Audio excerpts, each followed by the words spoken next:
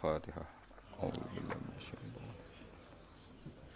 Rabbil alamin arrahmanir rahim maliki yaumiddin. Iyyaka na'budu wa iyyaka nasta'in. Shiratal ladzina an'amta 'alaihim ghairil maghdubi 'alaihim waladdallin. Bismillahirrahmanirrahim. Nah, berikut ini saya beri contoh, ini kenangan saya, ini contoh terakhir. Masalah jadi orang terkenal maupun tidak. Di sini dicontohkan Imam Ghazali di halaman 367 di kitab saya 367, juznya 3 di kitab Ihya Ulumuddin. Di sini beliau cerita betapa untuk menjaga ikhlas sebaiknya orang itu tidak terkenal, tidak syuhrah, tidak terkenal. Oke, itu kita sepakat ya, karena kalau terkenal mungkin orang dipaksa publik dengan tanda kutip untuk selalu berbuat baik, tapi karena jaim lah, jaga image atau apa. Tapi ketika dibalik pertanyaannya, kamu rela yang terkenal itu orang nggak benar, sementara yang orang benar itu nggak terkenal. Lalu masyarakat taunya yang tidak benar. Kalau pertanyaannya dibalik gitu, orang baik wajib terkenal enggak? Kalau pertanyaannya dibalik seperti itu.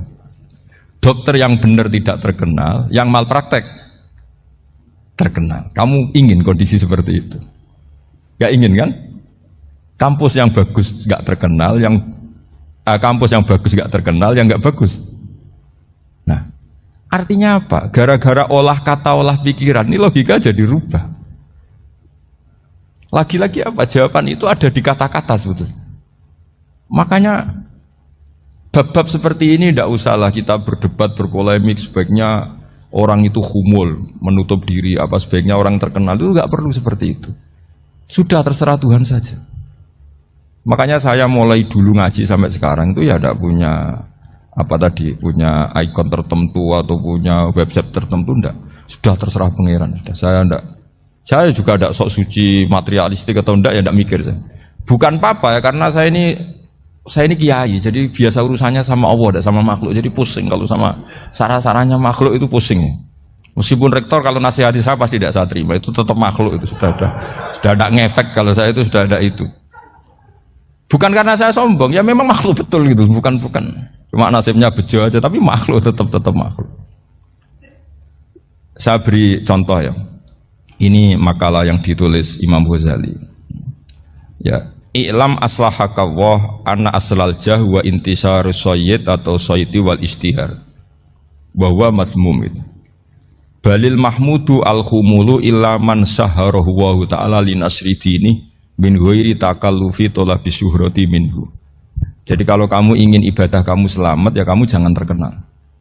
Tapi resikonya adalah kalau kebaikan itu tidak terkenal, maka enggak dikenali. Kalau enggak dikenali berarti masyarakat hanya punya percontohan yang tidak baik, karena yang baik tidak terkenal. Jadi itulah ulama-ulama dulu. Jadi apa-apa itu dibanding-bandingkan. Kemudian nanti kelihatan, jawabannya itu kelihatan. Jadi ulama dulu itu biasa ngarang misalnya afatun nikah, sisi negatifnya nikah. Harus ngurmat istri, harus macam-macam, kalau terlantar itu ya dosa. Seperti tadi Pak Marsudi cerita, kalau orang ngapalkan Quran itu takut lupa, kalau lupa itu jadi dosa. Pertanyaannya, kalau semua orang takut lupa, takut dosa, semua orang nggak hafal Quran karena potongan-potongan lupa. Cara berpikir tidak seperti itu. Kalau berpikir ya namanya hafalan, ya inginnya hafal, kan nggak ingin lupa. Lah nanti kalau takdirnya lupa karena hal-hal yang dimaklumi oleh syariat itu enggak yang termasuk dosa. Yang dosa itu lupa tak liwiri udhrin syar'iyyan, lupa yang tidak ada sebab yang apa? Syar'i. Tapi lupa bawaan EQ-nya enggak bagus. Lupa bawaan sering dibentak. Oh itu enggak masalah karena bawaannya orang tertekan itu ya lupa. Coba kamu hafal Quran, terus punya kredit jatuh tempo, pas hari itu aku yakin enggak cerdas sudah. Itu bawaannya orang tertekan itu pasti lupa. Jadi ya saya teruskan ya. Jadi terus ada makalah yang sangat bagus sekali tentang itu. Saya baca ya. Wa yadullu ala dzalika anna Allah azza wa jalla amaral anbiya'a bi idharil amali lil iqtida wa khassahum bi mansibin nubuwah. Wala yajuzu ayyudzunna bihim annahum khurimu afdolal amalin.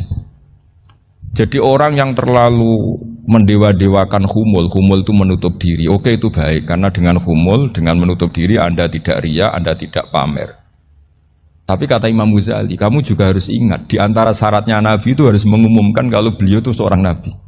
Harus memaklumatkan kalau beliau seorang Nabi supaya bisa diikuti. Caranya sholat harus diumumkan sehingga Nabi itu mengatakan harus jamaah.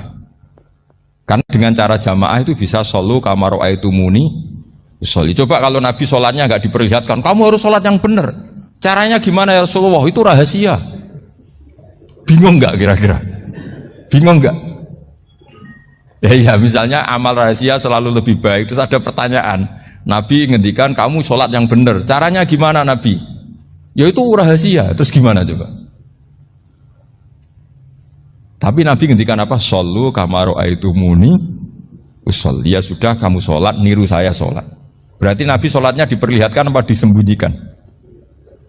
Diperlihatkan. Jadi begitu juga saya berkali-kali bilang, orang tahu kalau itu bidan ya berdasar tulisan itu bidan. Tahu kalau itu dokter gigi ya itu dokter gigi. Jangan sampai gara-gara tidak ada tulisan mau beli alat bangunan di dokter gigi, mau periksa gigi di toko bangunan. Gara-gara apa? Nggak ada maklumat. Nah, di sini ulama-ulama selalu memaklumatkan dirinya.